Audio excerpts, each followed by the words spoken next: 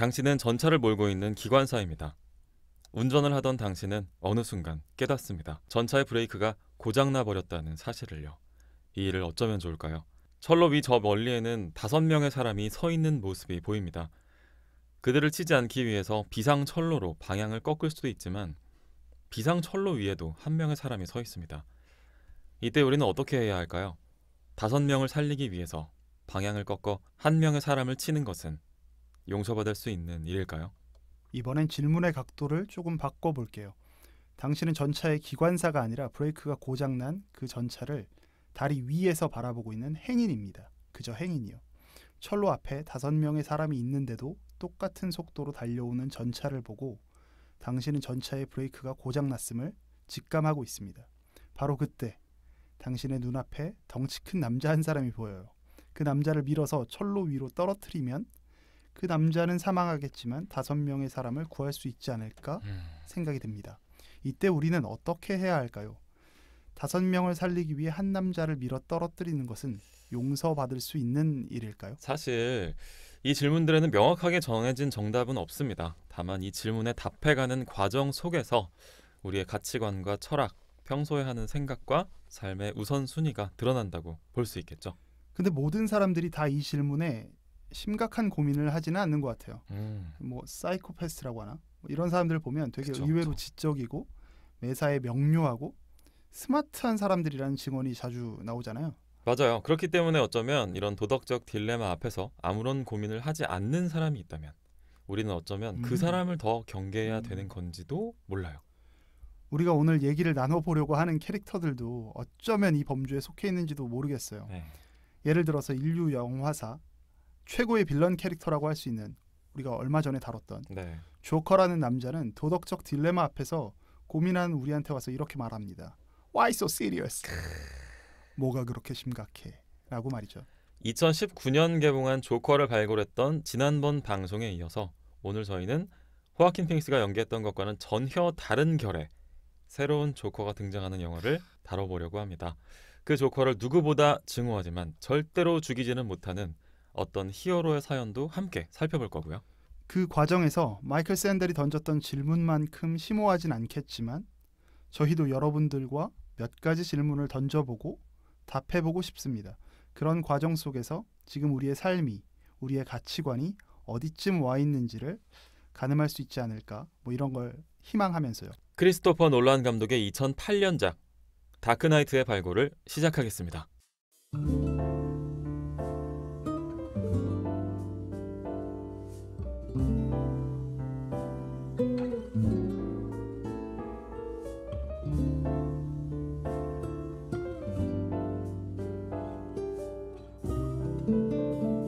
호우 시절로 오세요.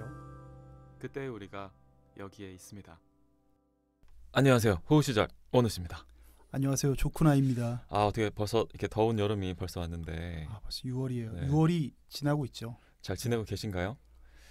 덥네요. 오늘 몇 가지 근황 토크를 할 만한 게 있는데 어. 그 휴가 내고 제주도 다녀오셨죠? 예, 저 뭐 근황톡 할 얘기 많네요. 어. 제주도도 갔다 오고 네네.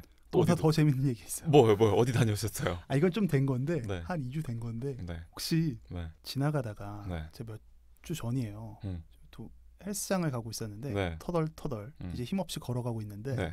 어떤 공이 한 대 와서 나를 맞추는 거예요. 어디를 맞췄어요? 근데 머리통을 네. 그것도 머리통을. 머리통을 대급박을 네네. 뒤통수를 치더라고요. 근데 약간 반가웠어. 왜냐하면 요즘은 아파트촌에서 그쵸. 어린애들이 이렇게 예. 볼 차고 이러지 않잖아요. 네. 근데 딱 어렸을 때 배구공 맞는 느낌이더라고요. 그래서 뭐 화를 낼 건 아니니까 네. 공이 어디로 튀었지 이렇게 딱 보는데 공이 없어. 음. 이게 뭔가 했더니 네. 까마귀가 제 뒤통수를 저공 비행을 하면서 탁 치고 올라간 거예요. 이런 경험을 하신 적 있습니까? 무슨 까마귀 똥도 아니고 까마귀가 자체가 까마귀가 발로 저를 논개처럼 툭 치고 간 거야. 아. 와 진짜 황당하다. 저 이런 얘기는 처음 들어봐요. 사람 태어나서. 근데 약간 생각해보면 좀 겁나지 않아요? 이렇게 와서 우리 정면을 공격했다라고 생각하면 그쵸. 그래서 아무튼 그래서 그 주에 제가 로또를 샀는데 네. 5천 원도 당첨되지 않았어요. 아, 그래서 제가 이제 이 이야기를 이제 마음껏 풉니다. 도대체 그 예측할 수 없는 사고 방식이네요. 거기 또 그 로또를 또 사셨어요? 바로 로또 샀죠. 네. 그 히치콕 감독 영화 중에 새라는 영화 있는데 그래요? 새들이 이렇게 막 공격하는 영화거든요. 근데 듣고 보니까 까마귀의 행동 방식은 비둘기랑은 또 다른가 봐요. 비둘기는 또 사람한테 우리하고 워낙 호흡을 오래 맞춰왔다 보니까 비둘기는 우리한테 직접 덤비진 않잖아요. 그러네 진짜. 까마귀는 근데 제가 볼 때 까마귀는 네. 놓친 것 같아. 그러니까 자기도 약간 얘가 저공저속 비행을 하다가 삐끗한 것 같아. 기장이 약간 움직임이 좀 덜하지 까마귀들 않았나. 세계에서도 저희처럼 약간 부족한 애들이 있겠죠. 그치. 조금씩 모자란 애들이 있지. 철새들이 편대 비행하는 것도 보면은 약간 조금씩 그 간격을 못 맞추는 애들 있잖아요. 그런 비슷한 취지. 약간 동병상련 같은 느낌이 갑자기 드는군요. 제 뒤편에서 걸어오시던 아주머니께서 네. 아연실색하시던 모습을 잊을 수가 없습니다. 그거 그 영상으로 찍었으면 너무 재밌었을 텐데 그 야구 선수 중에 그 랜디 존슨인가요? 랜디 존슨. 그 비둘기를 맞춰서 네. 그 야구 경기 중에 우연히. 네, 참 그런 일도 있는데 별일이 다 있었습니다. 네, 랜디 조쿠나 선생님의 아주 재밌는 근황이었고 저도 한 가지 근황이 있는데 네. 저 백신 접종 맞았습니다. 네. 얀센? 네, 얀센으로. 30대란 얘기예요. 네. 이게 근데 얀센 맞고 아프면 오빠, 안 아프면 아저씨라는 말이 있거든요. 그래요? 저는 일단 뭐 여지없이 행인지 불행인지 아프더라고요. 일단 하루는 확실하게 아팠고 다행이다. 이틀째부터는 이제 약간 무기력한 느낌 같은 게 조금 이어지더라고요. 이게 약간 아파야 뭐 항체가 잘 생기고 있는 거다라는 뭐 그런 뇌피셜들도 근데 있었어요. 뇌피셜인 것 같긴 한 게 네. 그러니까 사람별로 다르더라고요. 맞아요. 어떤 사람은 저보다 훨씬 어린 분들도 되게 말짱하신 분들도 있고 그래서 뭐 예측이 정말 불허합니다. 이렇게 뭐 맞아요. 까마귀가 우리를 습격하지를 않나. 정말 전대미문의 시대를 우리가 살고 있습니다. 정말 한 치 앞도 알 수가 없죠. 오늘 영화 우리가 다룰 네. 그 영화도 사실 맞아요. 까마귀의 습격처럼 그렇죠. 어린 시절 어떤 습격을 받고 나서 일종의 PTSD가 생겼잖아요. 까마귀의 한 5촌 당숙 정도 되겠죠. 박쥐에 대해서 지금 그 트라우마를 갖고 있는 거뭇거뭇한 거니까. 히어로 배트맨에 대한 이야기인데 최근에 이제 코로나 사태가 조금씩 수습이 되면서 이제 영화관에도 조금씩 관객들이 들어가고 있나 봐요. 그래서 맞아요. 올해 들어서는 몇몇 영화들은 100만 관객을 넘어서고 있다고 합니다. 어떤 영화? 예를 들면 뭐 크루엘라인가요? 최근에 이제 디즈니에서 맞아요. 개봉한 그런 영화들이 좀씩 이제 네, 그 넘어가고 있다고 하고 원래 이제 2021년 올해 가을에 개봉하려고 했었던 영화 더 배트맨은 이제 내년 3월 2022년 3월로 개봉 시점이 미뤄졌는데 그래도 이제 이 이상 더는 미뤄지지 않을 것 같다는 생각이 또 그러네요. 들기도 해요. 이게 영화 특히 블록버스터 영화들이 개봉이 미뤄질 경우에 되게 뜻하지 않은 문제점들이 생기는데 그 영화 주인공들이 입고 있는 그 옷들 있잖아요. 그다음에 뭐 예를 들면 007의 경우에는 시계 롤렉스 시계 같은 게 되게 중요한 협찬인데 요게 이제 개봉 시점이 미뤄지면 요 시계들이 신상이 아니게 되는 거예요. 그러네. 그럼으로써 이 스폰서 기업들이 재촬영을 요구하는 상황들이 있다고 합니다.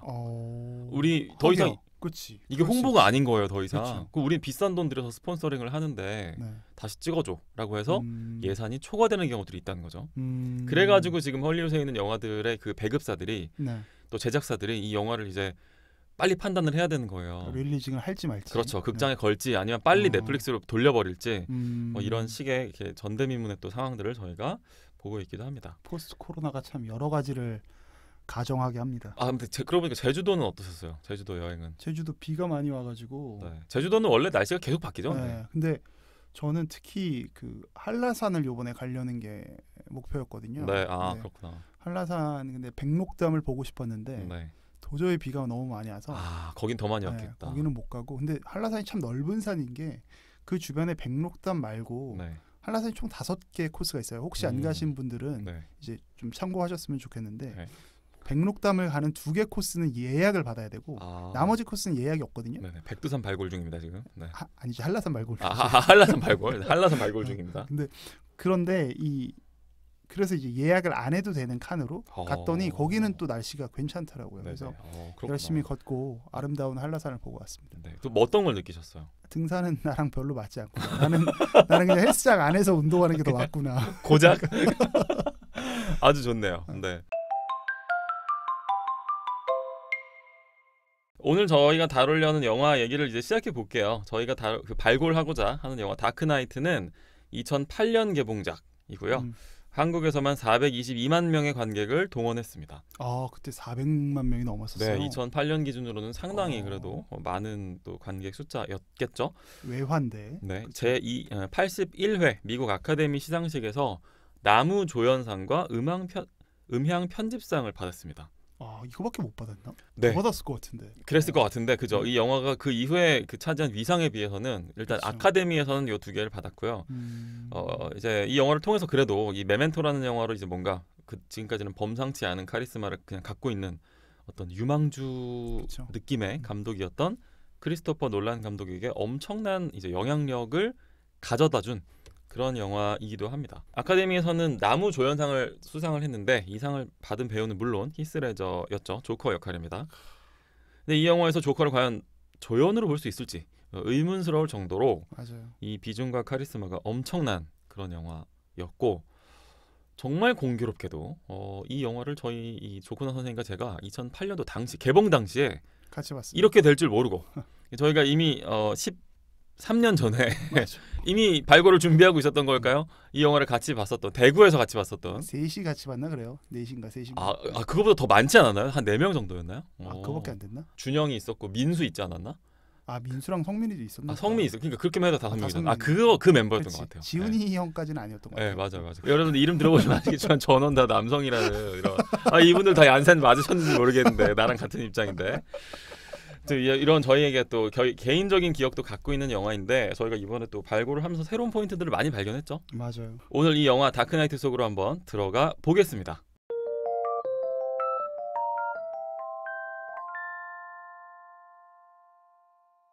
저희가 지난번 네. 조커부터 이제 새로운 코너가 하나 등장했죠. 그쵸. 원호 씨의 어떤 10분 순삭, 10분 영화 뭐 브리핑 뭐 네. 이런 식인데 저희가 영화 줄거리에 대해서 원호 씨가 아주 상세하게 마치 영화를 본 것처럼 네. 어쩌면 보신 분들보다 더 자세히 영화를 간략하지만 굉장히 세밀하게 설명을 해주실 거예요. 그래서 오늘도 이 영화의 줄거리 네. 시간은 원우 씨에게 마이크를 넘깁니다. 제가- 오늘 다크나이트 어떤 영화인지 네. 한번 쫙 제가 강의 한번 해주시죠. 이 내용만 들으시면 적어도 그 영화에 대한 줄거리를 그 흐름을 파악하실 수 있도록 제가 한번 노력해 보겠습니다. 먼저 알고 계셔야 할 사실은 이 영화 다크나이트가 총 3부작 시리즈의 트릴로지의 제 2편이라는 사실입니다. 맞습니다. 똑같이 이 크리스토퍼 놀란 감독이 연출한 2005년의 배트맨 비긴즈가 시리즈 첫 번째 작품이었는데 뭐 그야말로 배트맨의 시작을 다루고 있는 영화였어요. 요 2000년대 중반, 2005년, 6년 요 무렵이 사실 이런 이제 우리가 알고 있는 전통적인 히어로들의 어떤 개인적인 속사정과 그 기원을 밝히는 작업들이 한참 이루어지던 때예요. 스파이더맨이나 슈퍼맨, 헐크 같은 캐릭터들이 그러네, 진짜. 네, 비슷한 시기에 스파이더맨도 막 그때 맞아요. 시리즈가 막 확 나왔었죠. 맞아요. 그래서 네. 비슷한 시기에 비슷한 작업들을 거쳤었는데 일단 배트맨 비긴즈에서 놀란 감독이 밝힌 이 배트맨의 시작은 이렇습니다. 배트맨의 실제 인물인 브루스 웨인이 꼬마 시절에 집 뒤에 있는 우물에 빠져서 이 박쥐들한테 시달리는 사고가 발생을 해요. 저는 까마귀 한 마리였는데 그렇죠. 걔는 박쥐 복수에게 그렇죠. 무리들에게 그렇기 때문에 이제 막 트라우마가 생기는 거죠. 그쵸. 꼬마 브루스한테 박쥐 공포증이 생겨요. 네. 박쥐만 보면 무서워지는 그런 상태가 되는데 이제 우연히 부모님하고 같이 어떤 오페라 공연을 보러 갔는데 거기에 박쥐가 나오는 장면을 보고 이 꼬마 브루스가 되게 좀 무서움, 공포를 느끼는 거예요. 덜컥 포비아가 올 수 있죠. 그렇죠. 네. 그래서 엄마 아빠 너무 무서워요. 저희 집에 가면 안 돼요? 라고 해서 이제 공연장을 좀 이르게 나섰는데 그 상황에서 이 뒷골목에서 이제 이 브루스 웨인의 부모님이 괴한에게 살해를 당하는 사건이 발생을 한 겁니다. 하필. 네. 네.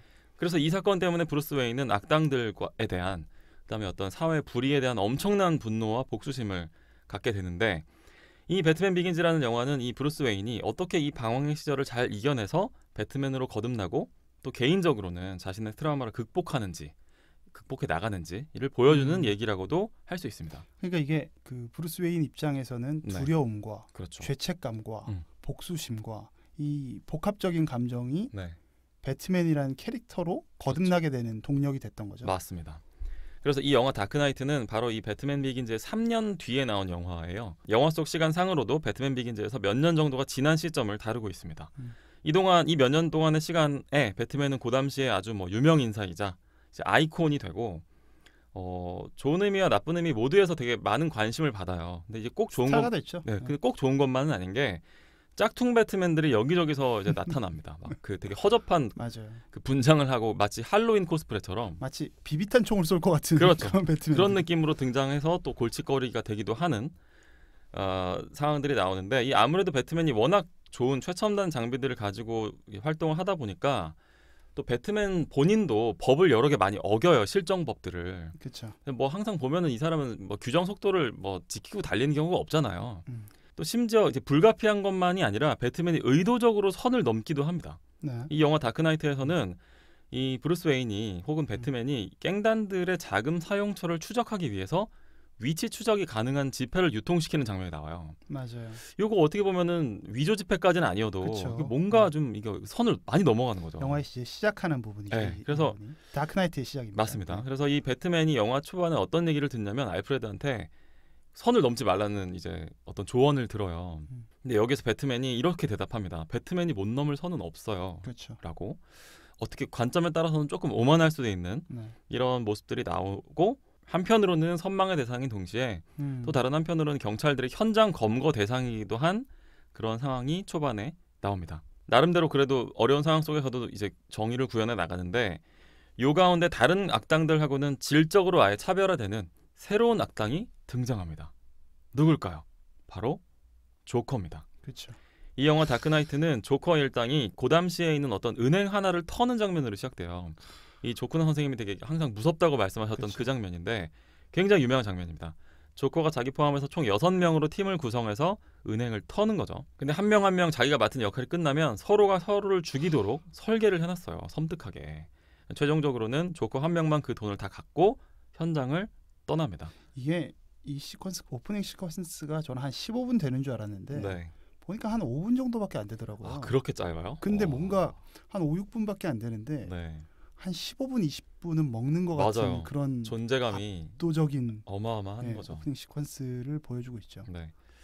자, 그렇다면 이 조커는 과연 단순히 돈이 필요해서 은행을 털었을까요?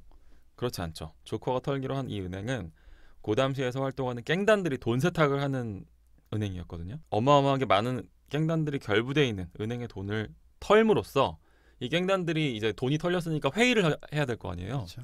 그 자리에 조커가 직접 행차해서 맞아.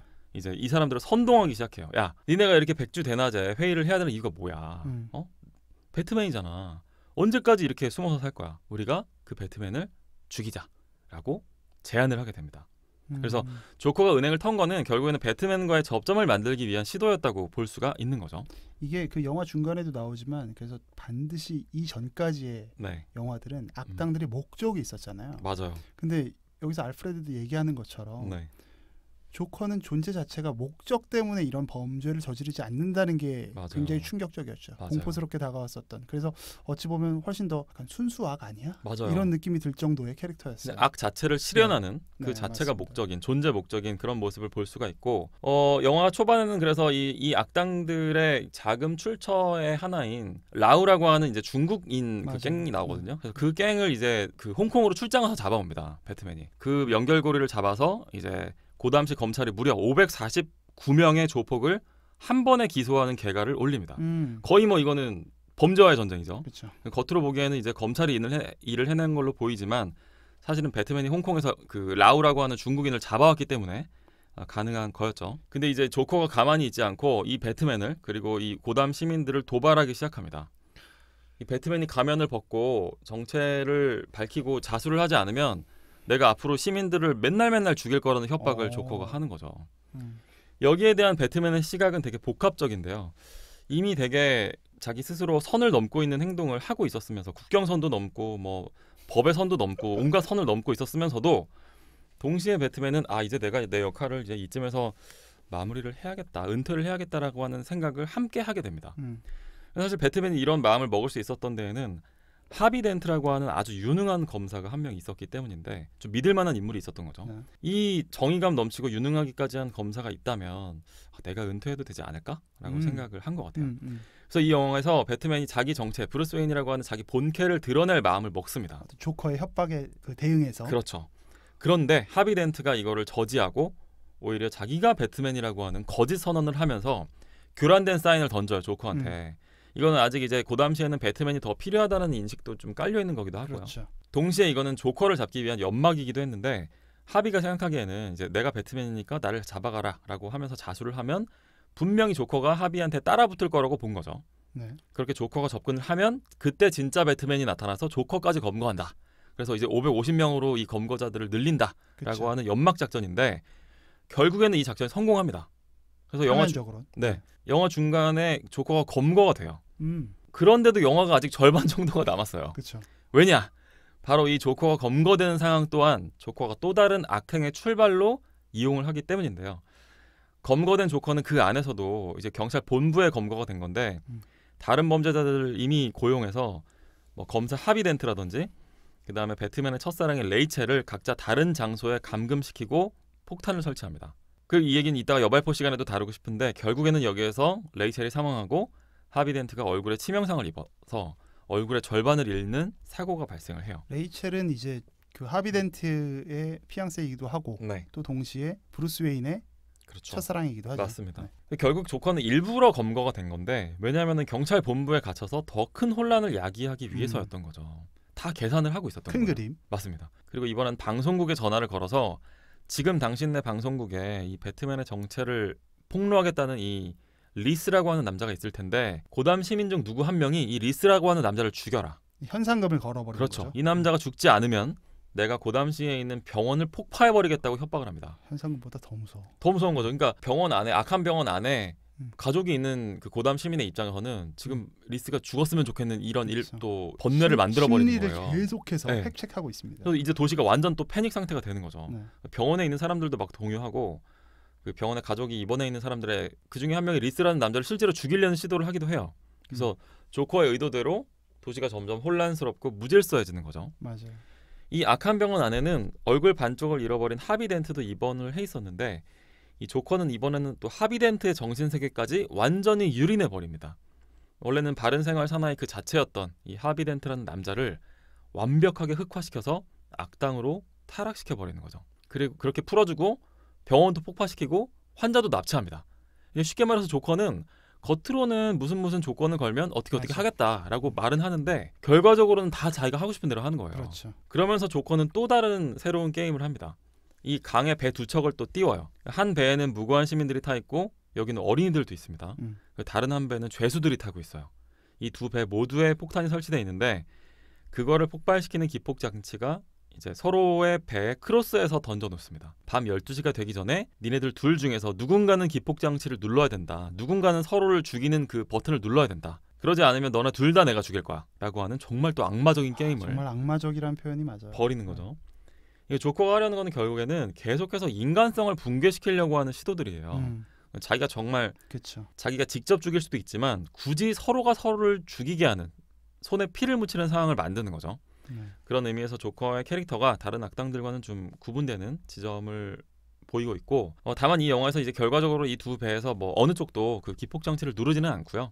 결국에는 조커가 두 배를 다 터뜨리려고 하는 순간에 배트맨이 그거를 저지시킵니다. 그래서 다시 한번 조커를 검거시키기는 하는데 이게 뭐 완벽한 해결로 보이진 않죠. 그리고 사실 조커는 검거됐지만 이미 완벽하게 흑화된 하비 덴트, 이제는 빌런인 투페이스라고 불러야 되는 이 남자가 또 이제 문제예요.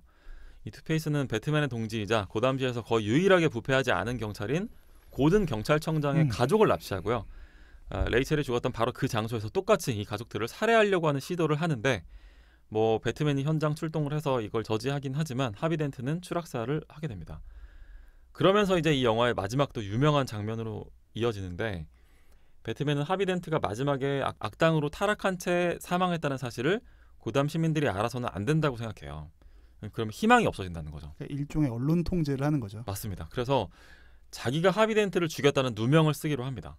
그래서 본인이 스스로 경찰에 쫓기는 지금까지와는 또 다른 이제 완벽한 어떤 악당 역할을 하기로 위약인 거죠. 위약. 그렇죠. 그거를 자처하면서 경찰들의 사이렌 소리가 들리니까 막 너무너무 절박하게 이렇게 막 도망을 가면서 영화가 마무리가 돼요. 이 영화 제목 다크나이트는 배트맨의 바로 이런 복잡한 속사정, 그가 어둠의 기사로 살아갈 수밖에 없는 속사정을 보여주면서 시리즈의 제3편 다크나이트 라이즈로 이어지는 길목을 암시하면서 장장 2시간 30분의 러닝타임이 마무리되고 있습니다.